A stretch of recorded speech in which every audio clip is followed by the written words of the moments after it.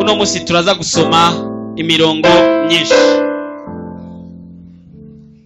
Dusabe umuntu umwe adufatire, dusanzwe dufite abasomyi beza cyane, Yesu abahezagire.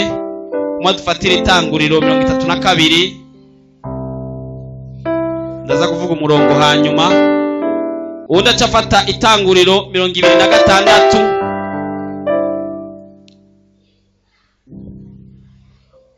uwundi nawe acafata Abami ba kabiri igice cya 2. Tuzavuga imirongo hanyuma.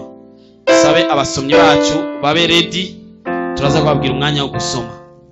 Amen. Ijambo ngomba ko tuvugana kuri uno munsi ni ijambo rivuga riti gwanirira ijambo. Gwanirira ijambo ni ijambo ngomba ko riza guhembura imitima yacu kuri uno munsi. Haleluya. Umuntu ashaka kugwanirira imodoka rimwe na rimwe akayitsindira, sivyo none?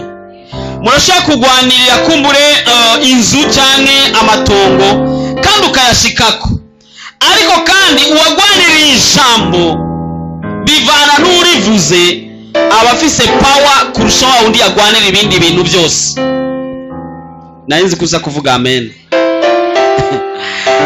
Ijambo rivuga ati gwanirira ijambo, rivuga riti ijambo rirafisemo ububasha bwo guhindura ubuzima bwawe, rirafise ububasha bwo guteza imbere ubuzima bwawe, kandi rirafisemo n'ububasha bwo guteza inyuma ubuzima bwawe. Bwana sade sana, bivana n'ubivuze. Ndaza kuvuga abantu batatu bavuga ijambo rigahindura ibintu. Umuntu wa mbere avuga ijambo bigahinduka ni umuvyeyi wawe. Vuga ati umuvyeyi. Reka wa musomyi umwe adusomere Itanguriro 27 ku murongo wa 27. Turasaba mu izina rya Yesu. Aramwegera aramubwira, yumva ubutamirane bw'imyambaro yiwe, aramuhezagira. Ati ubutamirane bw'umwana wanje bumeze nk'ubw'umurima uhoraho yahaye umugisha. Nuko Imana iguhe ku kime kiva mu ijuru no ku biboribori byo mu ndimiro, hakikimbe impeke na vino. Amaboko aza gukorere, amahanga aza kwikubite imbere. Uzuganze abo muvukana bene nyoko bakwikubite imbere. Uzokuvuma wese avumwe, uzoguhezagira wese ahezagirwe. 30. Nuko Isaka arangije guhezagira Yakobo akiva imbere ya se wiwe Isaka, Esawu mukuru we aca arahinguka, nawe ateka inyama ziricumba azizanira se. Abarira se ati, data nuvyuke uje kuvyo nahize jewe umwana wawe kugira ngo umpezagire. Isaka se aramubaza ati, urinde? Aramwishura ati, ni jewe Esawu umwana wawe w'imfura. Isaka aca ahinda agashitsi kenshi cyane ati, none ninde yahize akanzanira kuri ibyo? Nkaba nariye kuri byose utaraza nkamuhezagira, kandi nta kabuza umuhezagiro azowugira. Esawu yumvise amajambo ya se araturikisha araboroga umubabaro mwinshi cyane, abarira se ati, mpezagira nanje se muvyeyi wanje. Imana ihabwe cyubahiro. Amen. Yesu ashimwe. Twavuze duti gwanirira ijambo, kandi twavuze ko tuza kuvuga ku bantu batatu bashobora kuvuga ijambo ubuzima bwawe bwahinduka. Uwa mbere ni umuvyeyi wawe. Umuvyeyi wawe arashobora kuvuga ijambo ubuzima bwawe bwahinduka. Iyi ni inkuru ya Isaka, hari hageze aho ahezagira abana biwe. Mugabo umenye ko Yakobo na Esawu bari bukuru na butoyi, kandi batanguriye kugwanira mu nda ya mama wabo ariwe Rebeka. Maze Rebeka maze kumva mu nda abana basara bariko baragwanira mu nda, yumva ibintu bikwegana mu nda. Imana imubwira ati, ufise imbanyi y'amahasa, kandi ayo mahasa ni bukuru na butoyi nk'uko bisanzwe, ariko bukuru azoshumbira butoyi. Ati kuko nakuze butoyi kurusha bukuru. Imana ibikora uko, ikunda umuntu akiri mu nda ya mama wiwe. Maze bamaze kuvuka havuka Yakobo na Esau. Yakobo aba butoyi, Esau aba bukuru. Ariko kandi babaho umuntu wese atazi ibizohava biba. Mugabo mama wabo kubera yaramaze kumenya iryo banga, yari yatahuje iryo banga ko butoyi ari bazoba mukuru kandi ari bazoronka umugisha, ariko bukuru nawe wa mugisha ntabwo azawuronka ko. Mama wabo ariwe Rebeka acakora ikintu kidasanzwe cyo kurondera ingene Yakobo yo kwiba umugisha wa Esau. Mugabo inyuma yaho gato Esau yarasamaye ku mugisha wiwe. Esau yadandaje umugisha wiwe ibiharage. Ngira mugeza ati yatuma awugurisha akanyama. Ibiharage agurisha umugisha wiwe uduharage. Icyo gihe Esau kubera yari umuhigi akomeye cyane yaja kurondera akanyama. Se nawe yarakunda akanyama nkuko musanzwe mubizi ko n'Imana ikunda akanyama, murabizi. Ibimazi byo koswa nababwiye ko ari akanyama, nta renga bagira ibimazi byo koswa. Kandi n'abantu bakera barakunda akanyama. Bwana siwe sana. Maze Esau amaze gutaha asanga mwene wabo ariwe butoyi yakaranze uduharage dusigaye dutukura. Sinzi ibyo yari yashizemo ibirungo by'icyo gihe. Esau nawe washonje bikomeye cyane, hako yofata inyama imwe akabarotsa kugira ngo abera. Mugaca abwira mwene we ati geragereza urabe ingene umpembura. Yakobo nawe yarazi ikintu cyitwa umugisha. Yamubwiye ati ndahira imbere y'Imana ko uza kuma umugisha wawe, je abari je mba mukuru nawe ube mutonya, ntuzufyine ku ijambo. Gwanirira ijambo kandi bivana n'ijambo ugwanirira. Ijambo rifise umugisha rigwanirire kuva uno munsi mu buzima bwawe. Ntuzufyinate n'ijambo rivuze. Esau navuga ati none ko ndiko ndapfa gasha, ubwo bukuru ndobujana he? Mivyo biharage kuva uno munsi ubaye mukuru nanje mbaye mutonya. Ubwo nyene Imana icibihindura, Yakobo ni wahava ahezagirwa. Abantu benshi barakondana cyane Yakobo kubera yivye umugisha wa mwene wabo, ariko Imana yari yamaze gusezerana kuri Yakobo umugisha. Nubwo Rebeka atari kugira ry'amanyanga yose kugira ngo Yakobo abari bahezagirwa, ubu nibwo umugisha wategerezwa gutahira. Vuga ati Yakobo. Kutabivuga. Ubundi bw'umugisha ategereza gutahira nde? Ubundi bw'umugisha utegereza gutahira nde kuva uno munsi? Ntazinuza. Waji bagenda ari kwibutsa. Ubundi bw'umugisha utegereza gutahira Jackson. Amen. Birazwi nubwo togira amanyanga, umugisha wawe urahari kandi uraharuye. Amen. Ikindi gihe rero se aravuga ijambo. Yaramaze kugera hasaza atakibona neza, atanakibona. Arabwira Esau ati kibondo, urazi ko ari wewe bukuru, genda umuhigira akanyama ugakore neza ugacumbe nk'ubugara afise ukuntu babiteka kijya gihe. Ati numara kukazana cenda guhezagira. Vuga ati bahezagira baheje kujya. Amen. Kubera ko atamuhezagira ataramuzanira akanyama. Buriya ni Imana umaze gukora ikintu cy'ikimazi cyiza aravuga. Amen. Imana itanga umugisha. Umaze gukora ikintu gikora ku mutima wayo, Imana iratanga umugisha. Amen. N'umuvyeyi nuko tuciga Sunday school sinzi kubaka ivyigisha, batubwira tugomba umugisha kwa mama wawe. Ati genda uvoma amazi wuzuze nambari ingunguru nambari iki, ukubure ukora ibikorwa byose byo muhira, wejeje byose ucugenda ubwire mama ati mama nari ngomba gusaba urusha nje gusenga. Kweli yo kwankira. Bwana tusaidie sana. Yakobo ntiyabyumvise ingene se abwira Esau. Mugabo Rebeka mama wa Yakobo, Bwana siwe sana, mama Jacques mama Yakobo acabwira Yakobo ati wumvise, ati papa wawe yabwiye Esau ati genda ndonderera akanyama cinda guhezagira, reka nanje nce ngira akantu hama tuje tukamuha tumubwire kuri Esau, maze uce wambara irushato rw'igikoko kuko Esau yarafise amoya menshi. Maze papa wawe aca guhezagira akwitiranye na Esau. Babikora gutyo bakina idiri. Amadiri yamyeho kuva kera. nibaza ngo amadiri atanguye vuba yangeho kuva kera barakina idiri umuhungu na nyina akina na butoyi mu gishingo cyo kuha umugisha bukuru. Yakobo arikawusha avuga ijwi rya Esawu, se aramukora ko ngo mugabo numva ijwi ari rya Yakobo, mugabo ku mubiri ndumva ko ari Esawu, reka ndaguhezage.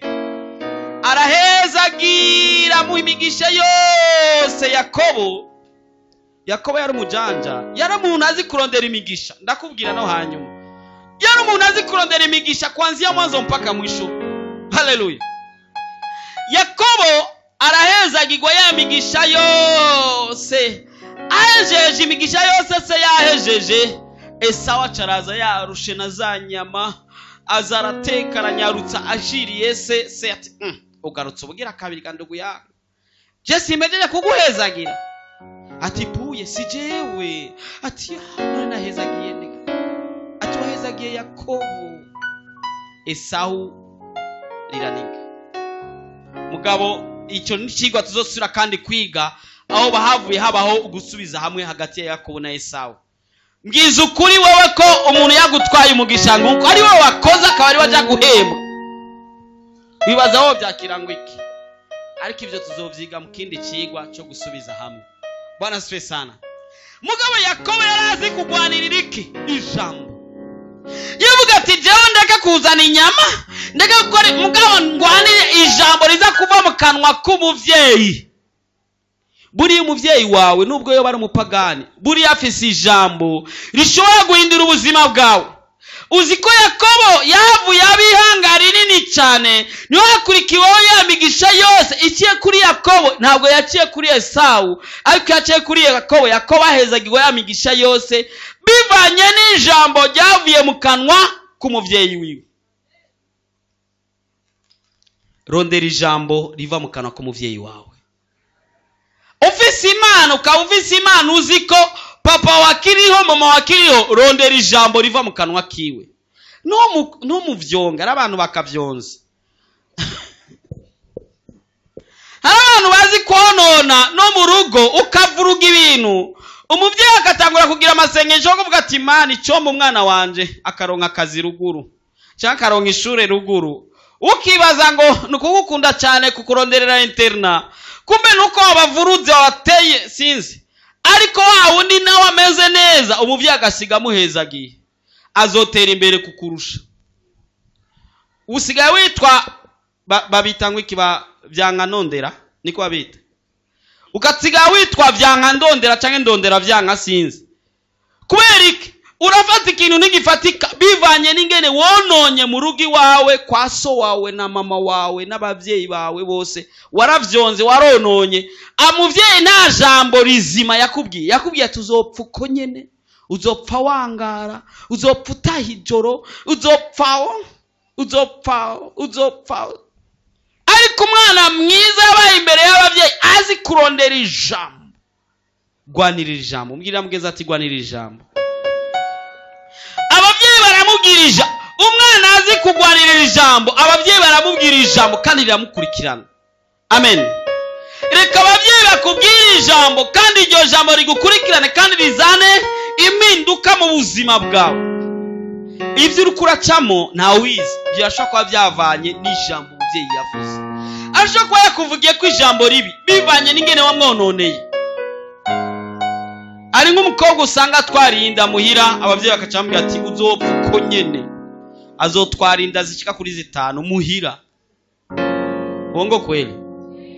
Bivanye n'ingene utashoboye kurondera ijambo rikomeye cyane rihindura ubuzima bwawe rivuye ku bavyeyi bawe. Amen. Umuntu agira kabiri ashobora kuvuga ijambo rigahindura ubuzima bwawe. Reka bamudusomere. Reka badusomere Abami ba kabiri hahandi kuri kabiri ku murongo wa 23 kugeza kuri 25. Umuntu akira kabiri avuze ijambo ubuzima bwawe buhinduka. Igice cya kabiri ku murongo wa 23 kugeza kuri 25. Turasomeza Yesu muzima. Bukeye yavayo aduga i Beteli. Akiri mu nzira ariko araduga, haza abana b'abahungu bavuye mu gisagara baramutwenga baramubwira bati duga busa bw'ubuhanza duga busa bw'ubuhanza. Arakebuka ababonye abavuma mu izina ry'Uhoraho. Nuko haca haza ibikoko bibiri vy'idubu z'ingore zivuye mu ishamba zirabatabagura abahungu 42 bo muri bo. Avuyeyo aja ku musozi Karumeli hanyuma avayo asubira i Samaria. Amen. Imana ishimwe cyane. Vuga uti pole sana mwe vijana. Abasore bafivyo bavuze kaziye. Umuntu agira kabiri avuze ijambo mu bugingo bwawe n'umuntu yitwa umukozi w'Imana. Burya abantu badakwiye gufyinisha canke kuvyonga n'abakozi b'Imana. Elisa yaravuye guherekeza Eliya agiye mu ijuru. Niwe muntu wa mbere yaherekeje yagiye mu ijuru. Abandi umubwiye ati ngira mpfe akwegeranya ariko arasopa mu mufuko ko atamahera yasigaye. Kandi yageze kuja mu ijuru upfuye barira bataha muira ati mugabo namukora nta numwe avuga ati reka tusigarane nga muri isandugu. Barira bavuga ati mugabo namukunda akaca ataha muira. Ati mbe abari bamufitiye amadeni yarinde nande nje ko arihishe.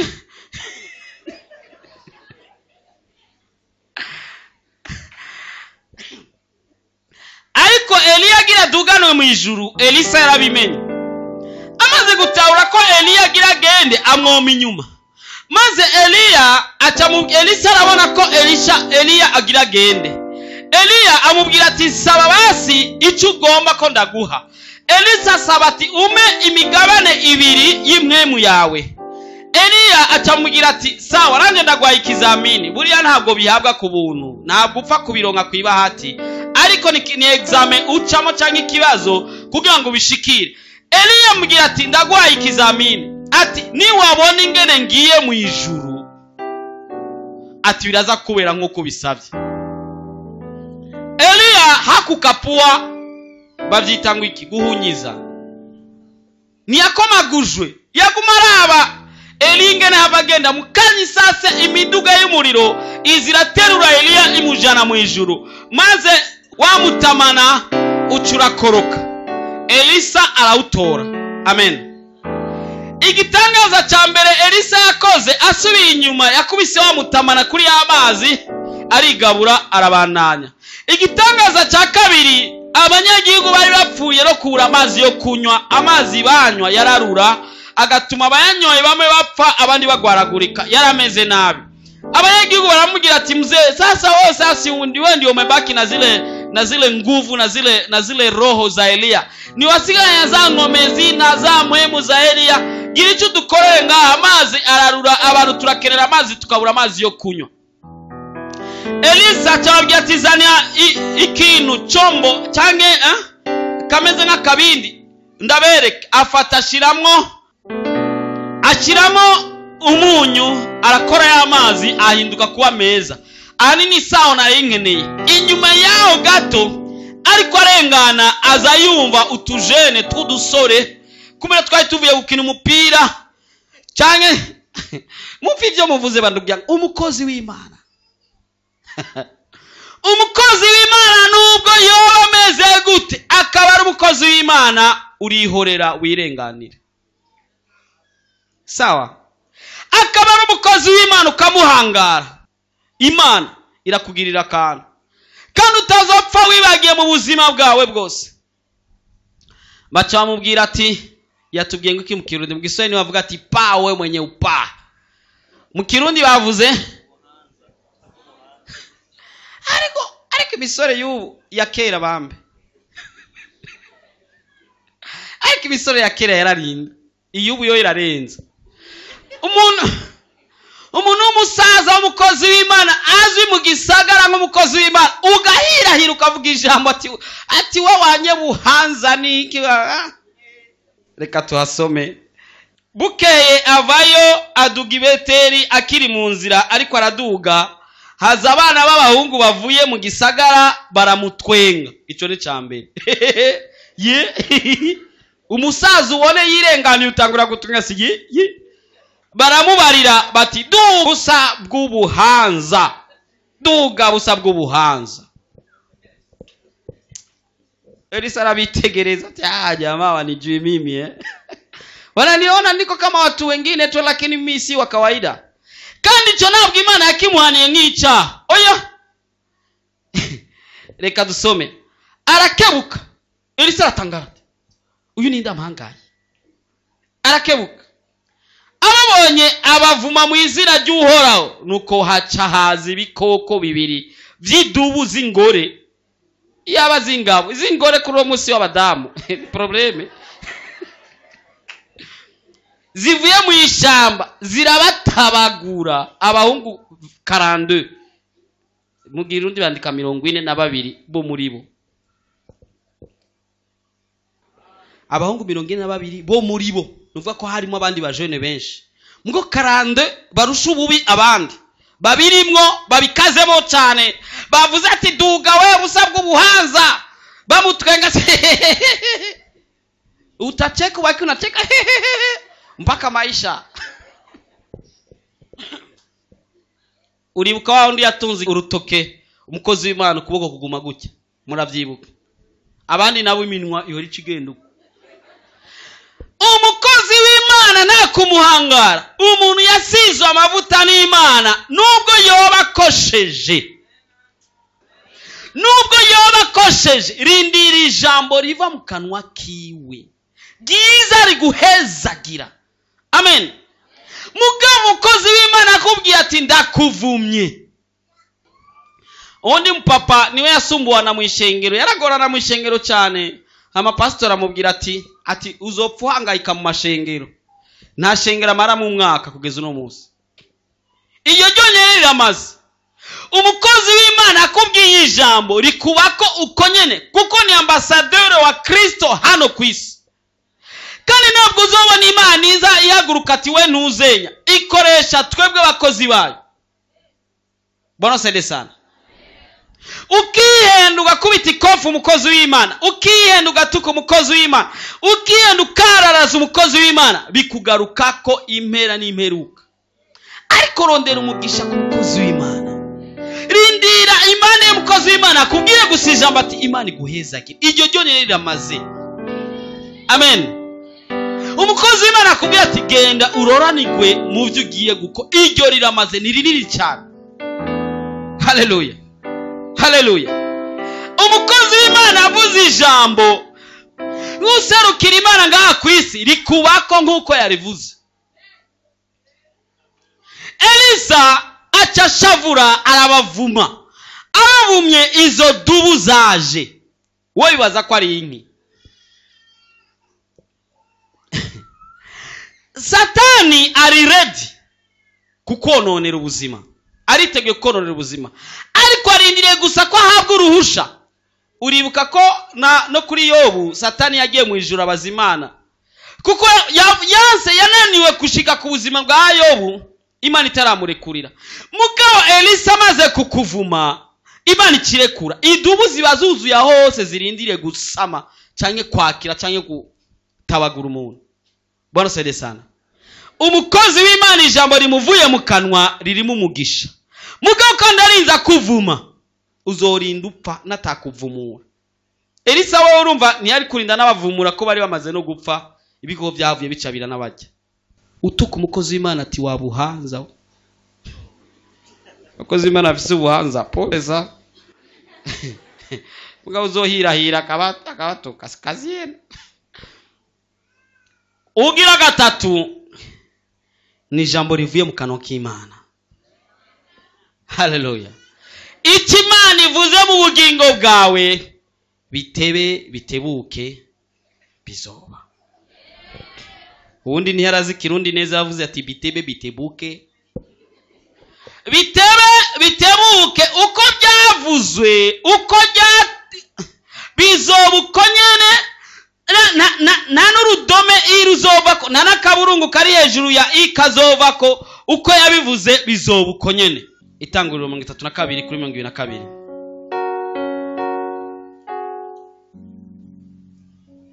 Itanguriro 32 22.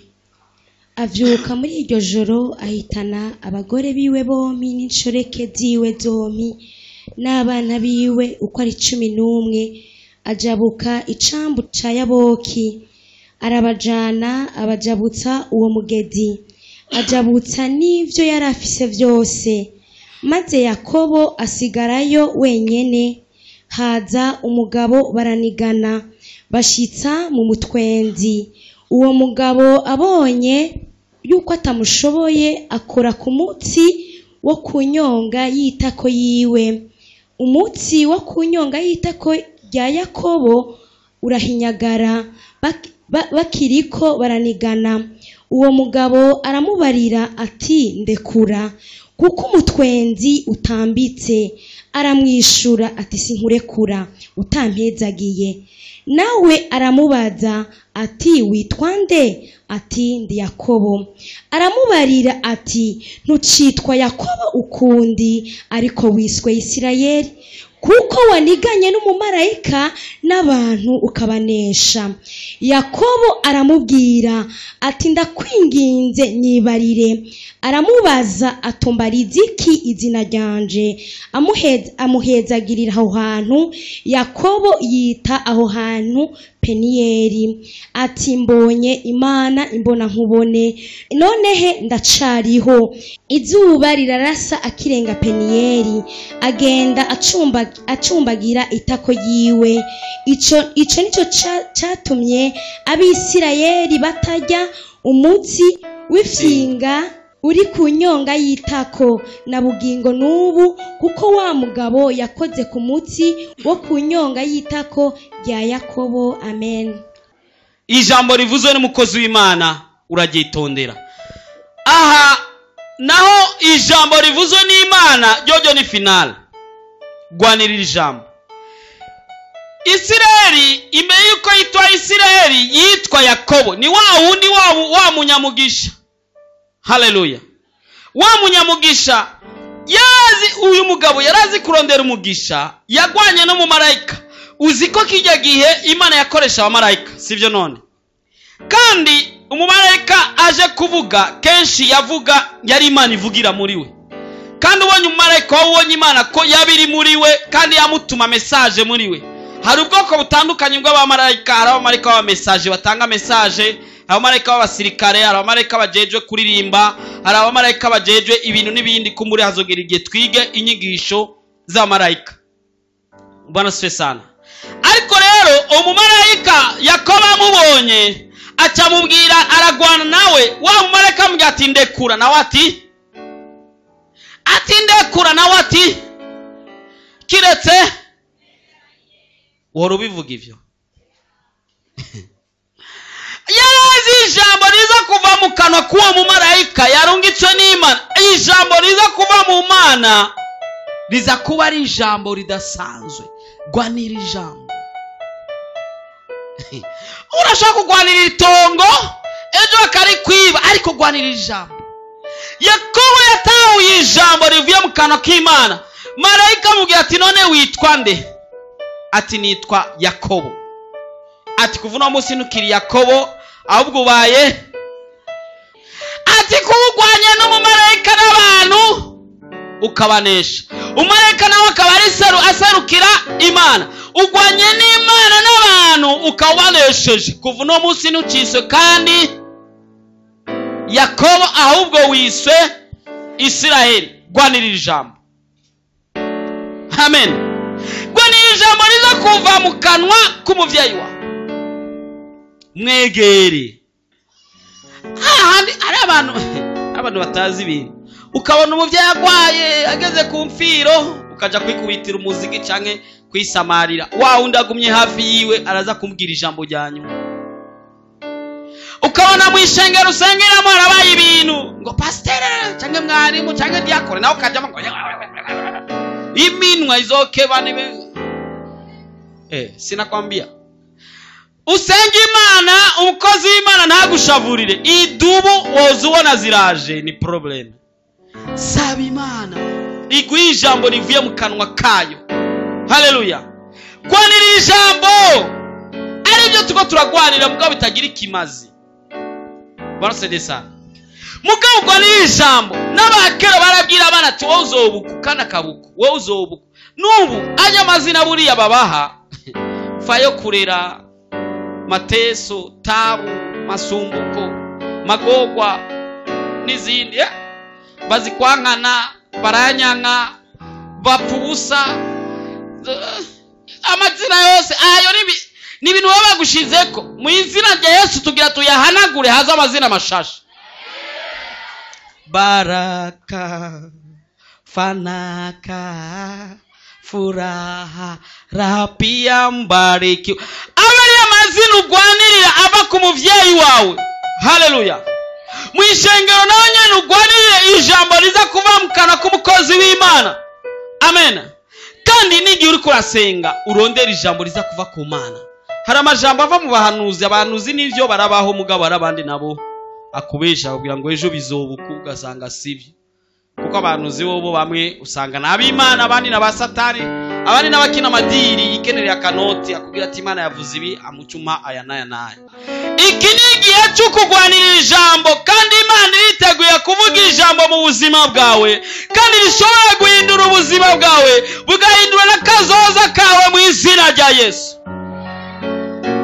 Nanje nk'umukozi w'Imana nditeguye kukwatura ku ijambo. Amen. Rigiye kukubera inyungu mu buzima bwawe.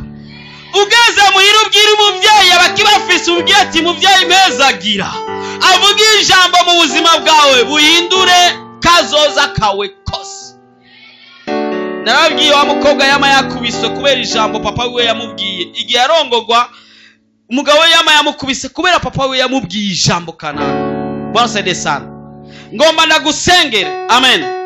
Imana iguha umutima, inzara n'inyota yo kurondera ijambo rizima rishobora kuzana kazoza keza ku buzima bwawe n'ubuzima bw'umuryango wawe. Harababwiwe ngo wowe ntuzobana n'umugabo, wewe iryo jambo ryarabakurikirana. Harababwiwe ati uzotunga umugore, wewe iryo jambo ryarabakurikirana. Imana ikugiriye neza uronke ijambo ryiza rivuye mu kanwa k'Imana, uronke ijambo ryiza rivuye mu kanwa k'abakozi b'Imana. Bwana sede sana. Uronke ijambo ryiza rivuye mu kanwa k'abavyeyi bawe. Abo bantu batatu gwanirira ijambo. Amen. Gwanirira ijambo. Ngira ndagusengere umuntu wese yumva agomba kugwanirira ijambo ahaguruke tumusengere. Ariko mbanza gusengera umuntu agomba gutunganya ubugingo bwiwe. Mu buzima bwawe arashaka kuba hari ikintu kitameze neza. Ugomba ko Imana iguharira ivyaha vyawe, igushire ku rutonde rwayo rwiza.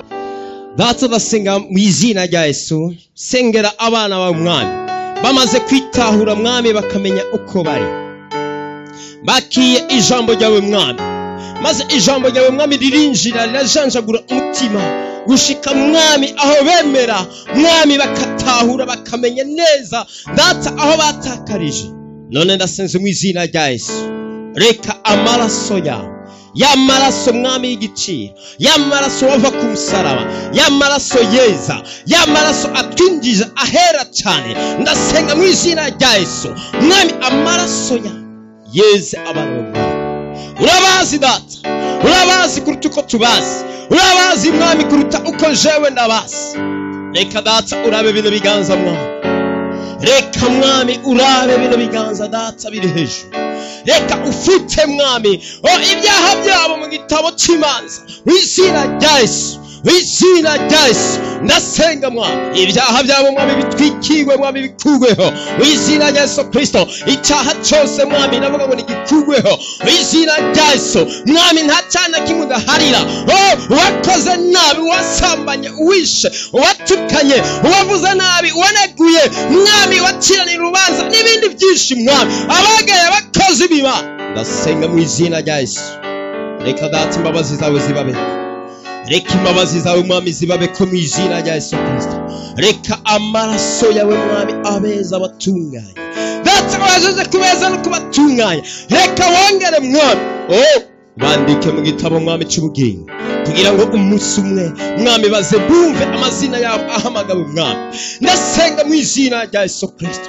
umaze kubaharira no kubeza no kubatunganya no kubagirira neza mwami. Ndasenga mwami ikiganza cawe mwami kibujye kibakoreko mu izina rya Yesu Kristo. Ubagire neza mwami, uhembure ubugingo bwabo kugira ngo mwami ntibabisubiremo. Ndasenga nugaza ububasha bwa Satani n'abadayimoni mu izina rya Yesu. Ndasambura icyaha cyose gikunda kwizingira ku muntu mwami ngo gitsindwe kandi kineshwe. Reka kibirenge cya byose ubagire neza, ubahe kurengana aho Satani yari yarateze imitego yabo mwami ku bugingo bwabo. Ndasenga mu izina rya Yesu Kristo ngo Satani n'abadayimoni bitsindwe mu izina rya Yesu Kristo. Impwemu mbi zose zikuzimu ndavuga ngo zitsindwe mu izina rya Yesu. Izishushanya n'abantu ndavuga ngo zitsindwe mu izina rya Yesu. Ubugunge bwa Satani n'abadayimoni ndavuga ngo butsindwe mu izina rya Yesu Kristo. Reka kibirenge cya byose bagire neza mwami, icyubahiro n'ingaje bibi byawe. Urakoze mwami, urakoze kubagire neza mu izina rya Yesu. Amen.